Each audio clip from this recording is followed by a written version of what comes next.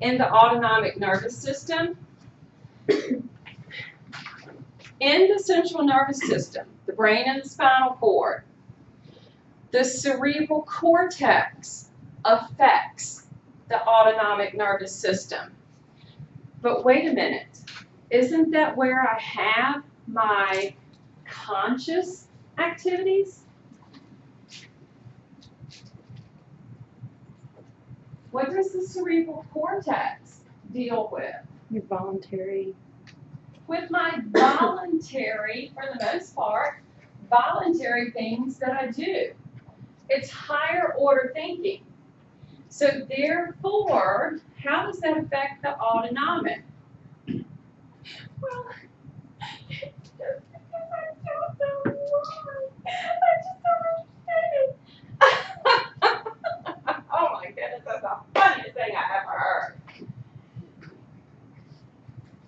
Okay, each one of those emotions had an effect. Because they have an effect, because I've got to adjust the heartbeat, got to adjust the breathing rate. So yes, very powerful emotions. When you get angry, for example, things kind of speed up, okay? People get, I've actually seen the people who get that red in the face, okay? You know?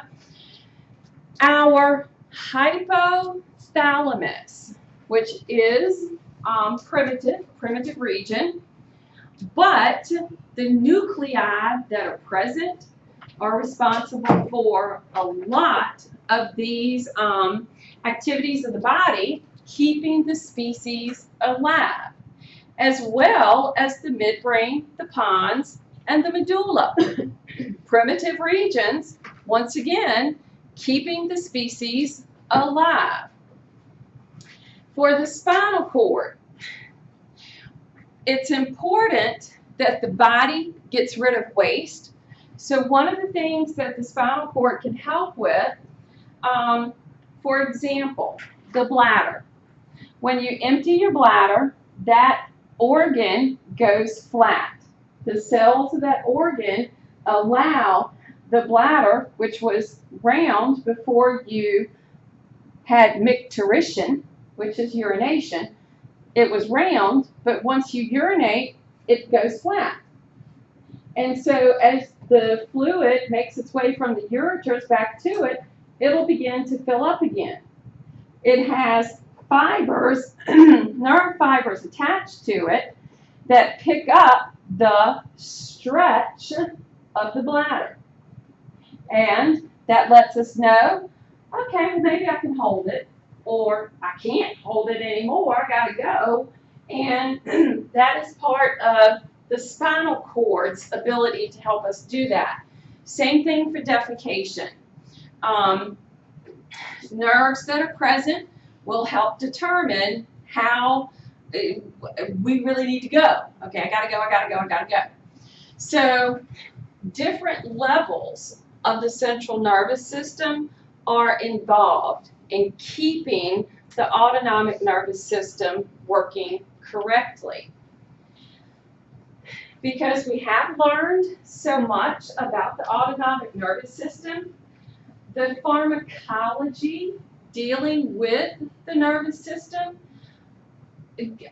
overall, they call it neuropharmacology, anything dealing with the nervous system. But if we have something with our autonomic nervous system in the sympathetic division, we can have medication that can affect the activity. Tons of things can go wrong in the body, and we need medication. They're given the example of cold medicine. All right? So, sympathomimetic. Think about copying the activity, okay? We're enhancing that sympathetic activity. It stimulates the system, and a good example is cold medicine. It will actually act on nerves for the bronchioles, which is kind of interesting. Sympatholytics, calming it down, suppressing it, okay?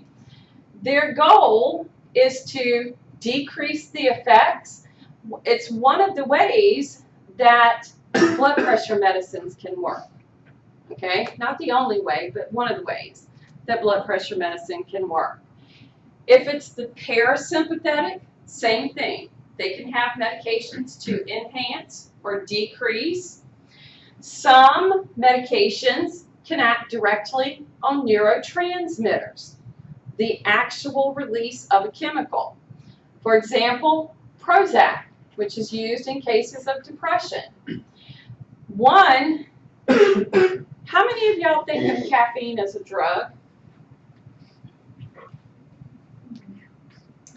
I didn't, okay?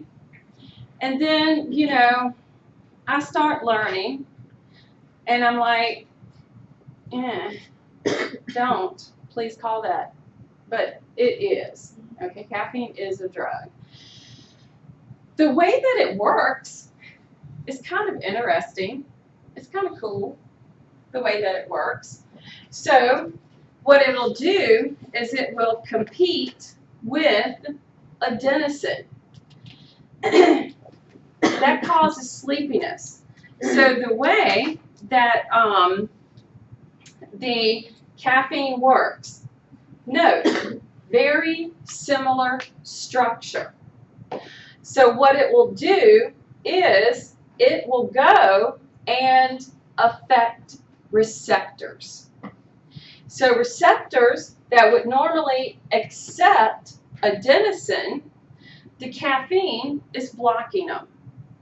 And they can't accept the adenosine, so therefore it can't cause the sleepiness.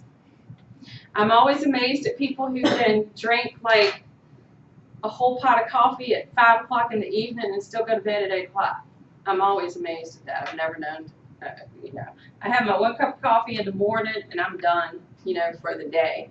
So very interesting effects that can happen between drugs and medications on the system. That's it for this system. I have a question. Uh-huh.